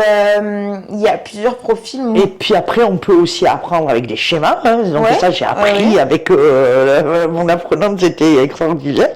Surtout que retravailler la relation d'aide, les conduites d'entretien, faire des schémas avec ça. Alors, elle était une grande créative, par contre. Alors ça, c'était génial. Et elle avait des idées, parce que pour t'aider à... Comme je reformulais 3-4 fois, puisque je ne savais pas comment symboliser pour qu'elle puisse s'approprier le truc. Donc finalement, elle arrivait à se l'approprier parce que je passais 4 ou 5 fois à lui dire la même chose, autrement. Et là, elle me dit, ah, mais c'est ça que tu veux dire, mais regarde, on fait ça. J'ai dit, parfait. J'ai dit, par contre, je garde. Alors, tu le signes, mais je garde ton dessin, parce qu'il me sera utile pour d'autres. Et elle m'a dit, mais et là, c'est du gagnant-gagnant. Totalement. Et j'ai dit, tu vois, parce qu'après, à la fin de la formation, ils viennent, ils te remercient. Mais s'ils savaient, ils n'ont pas conscience de ce qu'ils m'ont apporté, de ce qu'ils m'ont apporté à d'autres, parce que tout ce qu'elle m'a appris, elle, parce que là, c'était vraiment un trouble extrêmement envahissant, quoi, difficile. Et elle m'a tellement appris des trucs, mais ça veut dire que les prochains qui vont avoir des difficultés de cet ordre-là, mais j'ai déjà toute une artillerie d'outils, de choses à proposer, mais merci quoi. Voilà. Pareil, avant je faisais tu vois, pour parler du côté émotionnel dans la formation, je faisais des bilans 1 fois par semaine. Donc en fin de semaine, je leur demandais comment ils avaient vécu la semaine, est-ce qu'ils étaient toujours heureux. C'est important d'être heureux en formation. On dirait que c'est tabou, mais il faut se calmer. Tu vois, parce qu'ils viennent quand même 35 heures par semaine en formation, plus les temps de trajet. C'est lourd. Hein. Et en fait, je me suis rendu compte qu'il fallait que je le fasse tous les jours. Ok. Donc ça, c'est quelque chose qu'ils m'ont appris. Et je le fais tous les jours. Ouais, c'est bien parce qu'il y en a, ils ne doivent pas se poser les questions au quotidien. Et du coup, grâce à ce petit questionnement, petit questionnaire, ils doivent eux-mêmes se poser des questions qui ne se posaient pas avant. Et c'est là que ça répond aussi à ta question, c'est que c'est eux qui t'amènent à rebondir beaucoup plus vite et à remanier peut-être le programme du lendemain. Il y en a une, elle était très drôle, et elle me dit, elle était adorable, hein, mais alors cash. Et ce soir, donc, je dis alors, belle journée, pas belle journée, comment ça s'est passé pour vous, Et elle me dit, je vais te le dire, hein, je me suis fait chier comme un rat mort. Et alors j'ai dit, mais elle me dit, non, mais c'est intéressant, hein. Mais alors, la manière, ça m'a gonflé, et là, les autres ont... Et alors, et après, elle me dit, je suis désolée. J'ai dit, non, ah ben non, tu vas pas être désolée d'être honnête. Puisque le truc, c'est de se dire, moi, quand vous m'avez gonflé, je veux vous le dire aussi. Voilà. Et par contre, après, le soir, tu remanies, quoi. Parce que si tu pensais faire ta deuxième journée, parce que c'était la suite, épisode 2, saison 3, là, c'est là qu'il faut montrer que tu as entendu. Et qui sont importants. Et en plus, j'ai pas envie de gâcher une nouvelle journée de 7 heures de formation. Il faut qu'elle soit utile. Si c'est pour avoir ce genre de stupide. Je pense que quand tu vas bien dans ta tête, dans ton corps, quand tu es heureux d'être là dans ce que tu fais, tu apprends 10 fois plus vite aussi. Totalement. 10 fois plus fort, en intensité, en profondeur, mais aussi dans la rapidité, dans l'efficacité. Voilà, il y a une efficience, un rapport au temps, qualité. Je pense que dans l'accompagnement et surtout dans l'apprentissage, pour les gens comme toi, il y a une qualité en fait qui est devenue là, évidente dans ma tête, c'est l'adaptabilité. Absolument. Ça, c'est... Parce que il y a l'empathie, il y a l'intelligence émotionnelle, il y a plein de choses, mais l'adaptabilité, oui, le rebond. Un formateur pour adultes, ça, c'est une vraie compétence.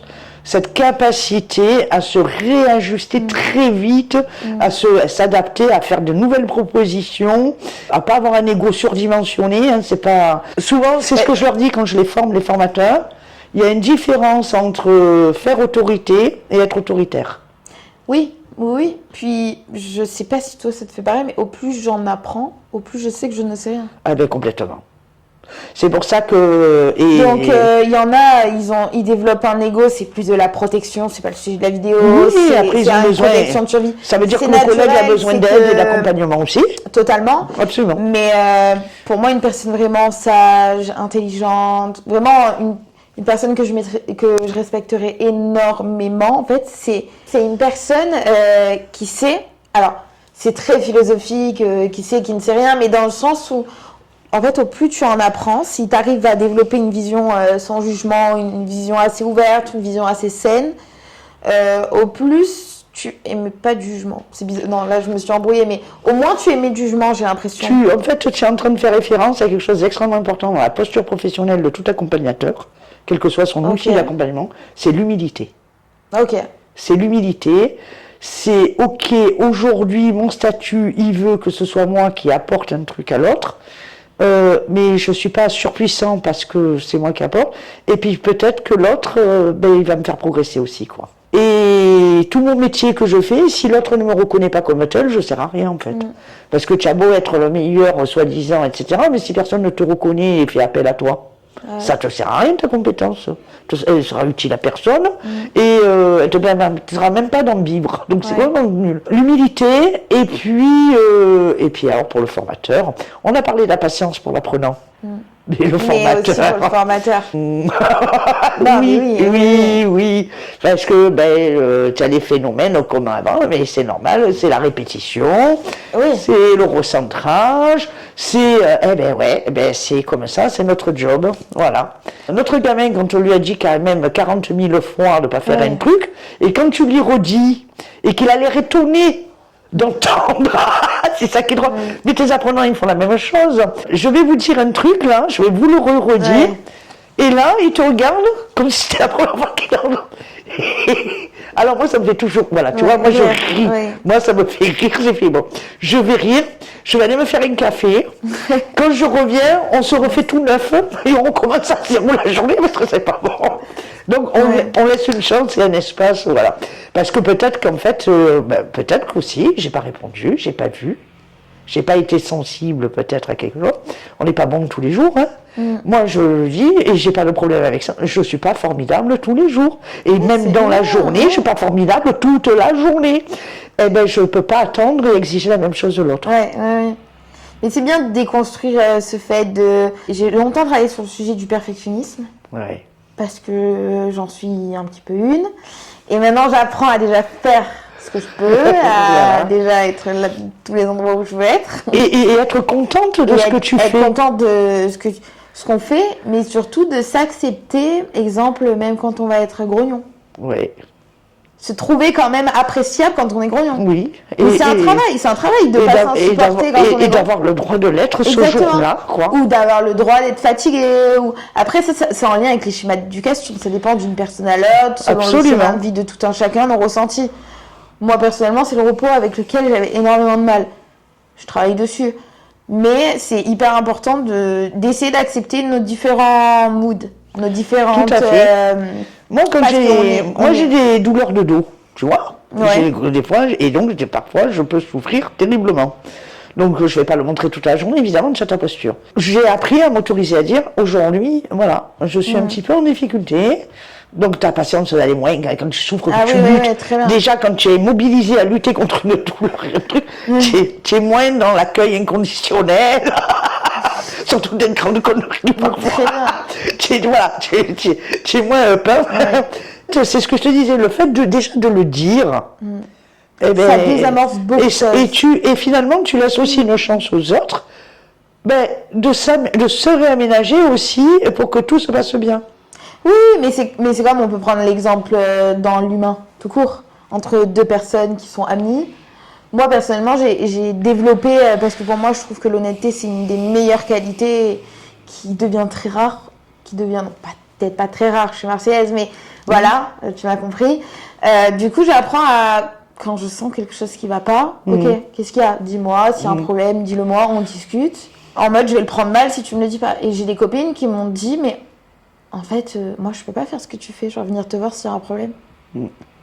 Sauf que, ce que je leur ai répondu, c'est, donc ça veut dire que si moi, je serais pas venue, toi, tu serais pas venue, et notre amitié, elle se serait coupée. Complètement. À quoi bon? Et donc là, t'es en train de me blesser parce que ça veut dire que tu tiens pas assez à notre amitié. Ouais, ou que, en tout cas, tu m'as peut-être pas fait suffisamment confiance. Ça pose aussi la question de la confiance. Ou que toi, tu t'es pas fait suffisamment confiance pour venir, quoi. Voilà. C'est compliqué. Après, je comprends qu'il y a plein de concepts comme la vérité, l'honnêteté. C'est tout plein de concepts qui sont des fois compliqués à appliquer. Ouais. Mais je pense que des fois, il faut trouver un petit peu le courage. Parce que je trouve qu'une fois qu'on les fait, exemple, moi personnellement, je trouve qu'il y a un sentiment de fierté, d'y être allé, de l'avoir fait, peu importe la réponse, peu importe la résonance de la situation, tu peux être que fier de toi. Et ouais, mais si tu es terrorisé, parce que tu as une autre vérité qui s'est ancrée par apprentissage préalablement, c'est un peu difficile. Non, mais je le comprends parce que moi, exemple, j'ai associé et je le désassocie en grandissant. Le cri, dès que ça sort un peu, dès que le ton augmente, ça me fait paniquer. Alors qu'il y a des moments, il ne faut pas paniquer. Et j'ai appris à garder mon sang-froid aujourd'hui. Mais petite, j'arrivais vite aux larmes. Et du coup, c'est encore pire. L'autre personne, il pourrait t'y plaire. Et c'est encore plus un cercle... Ça t'isole de plus en plus. Exactement, parce qu'en fait, moi, je fuis le conflit. C'est très isolant. Exactement. Mais du coup, après, c'est des schémas que tu désamorces. Mais à contrario, quand la personne est calme, j'arrive... très très bien à parler et à communiquer. Tout à fait. On s'est un petit peu égaré, je crois. Non, mais je trouve que c'est vachement intéressant. Et tu vois, cet isolement qui est quand même, qui n'est pas de notre nature humaine. On peut avoir des moments où on a besoin d'être seul pour réfléchir, etc. Mais on n'est pas fait pour survivre seul, hein, soyons clairs. Ah, ouais. Et tout à l'heure, tu me posais la question, le truc vraiment que je peux donner dans l'apprentissage, ben, c'est de trouver quelqu'un, c'est de trouver un groupe de travail, c'est de trouver un forum sur Internet, il y a plein de choses aujourd'hui. C'est de sortir de l'isolement. On apprend beaucoup mieux quand on est à plusieurs. Et ça, c'est un vrai truc d'apprentissage. Oui, et puis si on se sent seul déjà dans notre quotidien, qu'on rentre, qu'on doit se mettre sur ses révisions, qu'on doit travailler et qu'au fond de soi, on a ce sentiment de solitude, donc souvent relié à la tristesse, ou ça peut provoquer de la colère, bref, il y a différents ressentis selon l'histoire de chacun. En fait, ça crée un mal-être et du coup, ça diminue notre capacité à faire bien. Et en fait, c'est horrible, l'isolement, c'est un des sujets auxquels... potentiellement, moi, régulièrement, en plus du présentiel, j'anime des cours facultatifs, en plus de la formation, c'est facultatif parce que chacun a une vie, le week-end. En fait, on se fait des visios de 2 heures et c'est des révisions ce qui permet de voir comment on peut réviser, comment on peut lire un texte, tiens, cette semaine on a vu ça, mais finalement, est-ce que je sais ce que je dois retenir? Tiens, ça c'est important, mais avec quoi je le relis? Voilà. Ces visios, elles ont pour un intérêt essentiel, c'est de sortir d'isolement du week-end par rapport à la formation et au groupe. Parce que naturellement, ils vont pas le faire, parce qu'on nous a pas appris à le faire, là encore. Et ça, c'est un apprentissage. Je veux dire, tiens, ce week-end, il faut qu'on révise, et qu'est-ce que tu fais ce week-end? Est-ce qu'on peut surtout qu'avec les moyens, on n'a même plus besoin de se déplacer physiquement. Donc, il y a juste à se connecter. Alors là, pour le coup, c'est génial, hein, parce que moi, à l'époque, quand on allait à la bibliothèque, il y avait la fermeture, le seul bouquin que tu voulais, il était à moitié déchiré ou il était sorti. Aujourd'hui, tu as tout de disponible, et ça, c'est génial. Après, je pense qu'il faut peut-être aussi trouver les personnes qui sont sur la même longueur d'onde. Absolument. Et apprendre aussi à se questionner. Et aussi, des fois, c'est pas de notre faute. Parce que moi-même, l'hiver dernier, j'ai vécu une période d'isolement. Où moi-même, en fait, je me suis isolée. Et du coup, j'ai mis en place des choses dans ma vie pour moins m'isoler. Et c'est tout bête, mais... Exemple, bon, on s'est vu plusieurs fois avant l'interview par hasard. Du coup, c'est là où on a échangé. Mais sinon, je t'aurais proposé un visio. Pas un appel téléphonique. Parce que je trouve que dans l'échange, ce qui est important, c'est aussi de voir la personne, voir les mimiques, voir les réactions. Absolument. Et j'ai mis en place des changements dans ma vie professionnelle, parce que c'est ma vie professionnelle qui m'a un petit peu isolée, parce que pour mon âge, je suis beaucoup indépendante. Du coup, je me suis facilement isolée. Et je pense qu'il y a des petites choses qu'il ne faut pas mettre de côté, et c'est hyper important. Et aussi, il ne faut pas avoir honte d'en parler.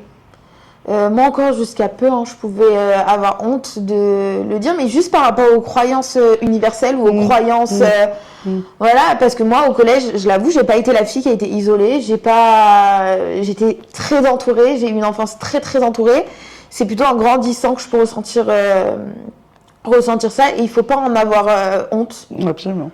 Et je pense que d'ailleurs j'en ferai une vidéo parce que c'est un sujet qui touche beaucoup de gens et aussi les personnes plus âgées. Parce qu'aussi on parle beaucoup des seniors, mais il y a des adolescents, il y a plein de sujets et ça c'est en lien aussi avec la santé. Complètement. C'est hyper important. Complètement. La honte, la culpabilité, oula, mais comme ça envahit, ça ronge, et ça, en plus ça bouffe une énergie qui te rend plus disponible pour autre chose. Totalement. Et ça, c'est terrible. Et c'est pour ça que c'est important tout de suite de verbaliser, ok, l'effet, c'est ça. L'intention, c'est ça. Allez, on va là où il faut, quoi. Voilà. Mais ça, on peut le faire si on est au moins à 2. Oui, tout seul, c'est compliqué. Hein. Mais totalement. Mais après, des fois, les gens sont réellement seuls. Oui. Ou du moins, ils peuvent être entourés aussi. Mais personne n'a le même point de vue. Tu peux être seul, tu peux être entouré, mais te sentir seul aussi. Absolument. Totalement, mais c'est un petit peu ça ce que j'étais en train de dire. Il faut pas avoir peur, il faut vraiment apprendre à aller dans des environnements où on peut potentiellement rencontrer des gens dans la même énergie. Alors, attention, je sais que c'est cliché ce que je dis, il y a beaucoup de gens sur les réseaux qui le disent. Moi-même, des fois, j'ai du mal. Je fais aussi beaucoup confiance à la vie, à me dire que la vie va me faire rencontrer des gens dans la même énergie. Mais des fois aussi, je pousse un peu à faire les choses. Ça fait du bien aussi pour augmenter la confiance en soi et augmenter certaines choses. Et des fois, c'est bien un petit peu de bouger les choses. Oui.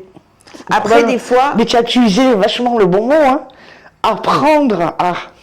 J'ai dit, tu vois, tu l'as dit toi-même. Mais au apprendre à aller vers, apprendre à aller demander, aller trouver les bonnes personnes. Tu vois que. Mais je pense qu'apprendre, ça pourrait vraiment être un des chapitres dans ma thèse sur le bonheur et la guérison. parce que personnellement, je pense que c'est pas triste, parce que ça peut paraître triste ce que je vais dire. J'ai appris à être heureuse, apaisée. J'ai appris ce que c'était la santé. J'ai appris tout ça parce que pendant des années, même une dizaine d'années, j'étais en état de survie, on va dire. Et c'est ok parce que c'est mon chemin. Et si j'aurais pas vécu ça, j'en serais pas ici aujourd'hui et je serais pas si bien. Mais en fait, tout est une question d'apprendre. C'est pour ça que cette vidéo apprendre à apprendre était très importante pour moi. Voilà. D'ailleurs, si vous avez des questions, n'hésitez pas. Ça me ferait vraiment plaisir de faire une partie 2.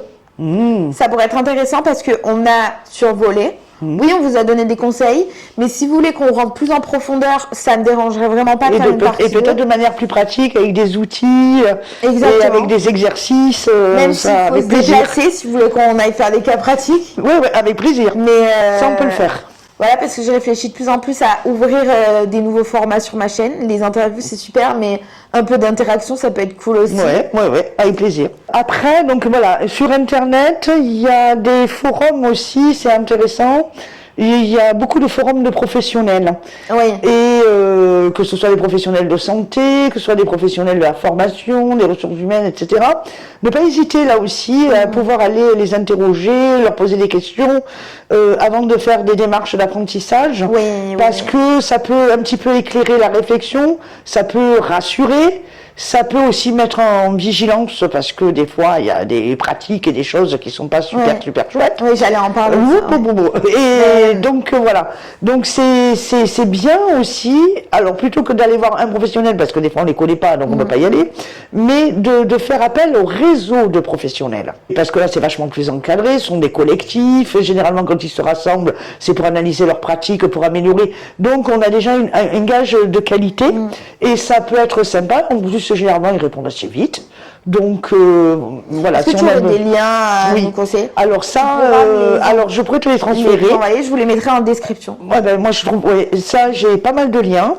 Et notamment pour tous les troubles vraiment cognitifs de l'apprentissage, etc. Nos connaissances aujourd'hui sont beaucoup plus importantes. On sait beaucoup plus de quoi on parle. On connaît aussi tous les degrés, parce que aujourd'hui, dire simplement à un enfant ou à un adulte, tu es dyslexique, je suis sur celui-là, je bloque, c'est très drôle. Ça ne veut rien dire en fait, parce il y a différents degrés. Il y a des réalités tellement différentes d'un trouble 10 à un autre.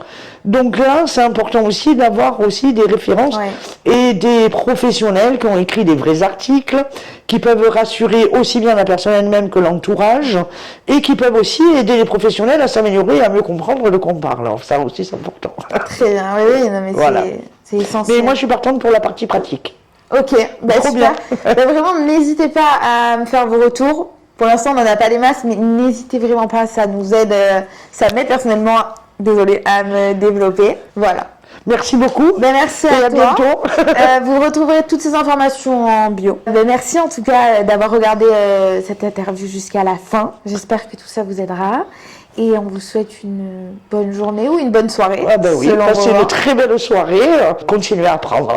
On apprend toutes ces... Et éclatez-vous à apprendre surtout. Apprendre à s'éclater. Exactement. Super. Au revoir. Au revoir.